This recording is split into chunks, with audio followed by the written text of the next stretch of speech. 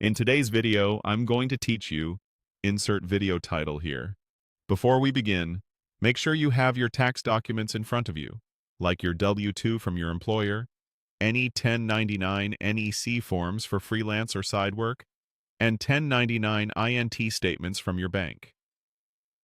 Having these handy will make the process smooth and accurate. Start by looking at the navigation on the left side of your screen. Click Federal to open your Federal Tax section. Once you're there, select Income to focus specifically on the income portion of your return.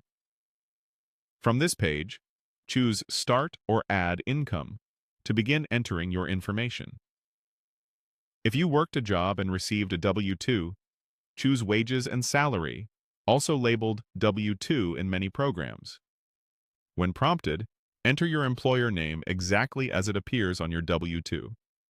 Next, carefully type in your wages and the taxes withheld.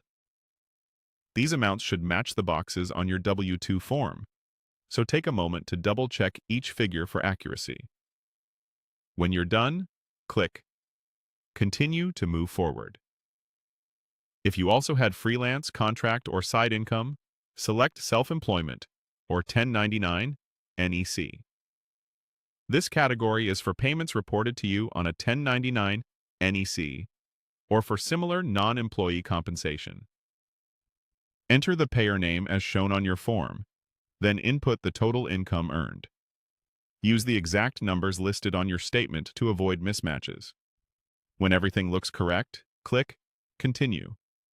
If you earned interest from a bank or financial institution, choose Interest and Dividends, specifically the 1099 INT section for bank interest. Enter the bank name as it appears on your 1099 INT. Then, type in the interest amount reported. Even small amounts matter here, so include the full amount shown. After confirming the details, click Continue. If you have additional income that doesn't fit the categories we just covered, look for Other Common Income. This section is designed for items that are still typical but don't fall under wages, self-employment, or bank interest. Add other income if any applies to you, using the amounts and descriptions from your supporting documents.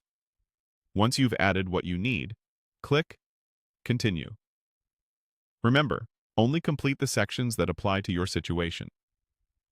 You can always return to add categories later if you receive additional forms. Throughout this process, enter information exactly as it appears on your documents and avoid including any personal details beyond what the forms require. By following these steps, you'll have your income information organized and ready for the rest of your return.